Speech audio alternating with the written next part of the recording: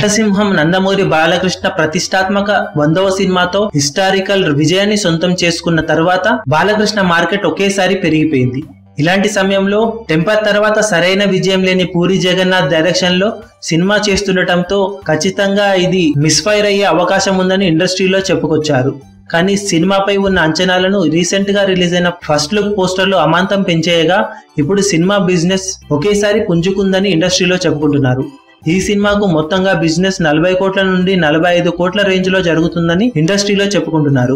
Gautamiputra Satakarni cinema total run లో 60 కోట్లు collect చేసిందని నిర్మాతలు అనౌన్స్ చేయగా ఈ సినిమా కూడా ఖచ్చితంగా కొత్త రికార్డులను సృష్టించడం ఖాయమని ఇండస్ట్రీలో చెప్పుకుంటున్నారు. దసరా బరిలో మహేష్ బాబు స్పైడర్ కి పోటీగా రిలీజ్ కానున్న ఈ సినిమా బాలయ్య కెరీర్ లో బిగ్గెస్ట్ హిట్ గా నిలుస్తుందని పూరి జగన్నాథ్ విశ్వాసం వ్యక్తం చేస్తున్నారట. Out and out mass entertainer గా తెరకెక్కుతున్న ఈ సినిమాలో Puri style heroism, Balayya style mass elevations ఓ రేంజ్ లో ఉన్నాయని యూనిట్ వర్గాలు చెబుతున్నాయి.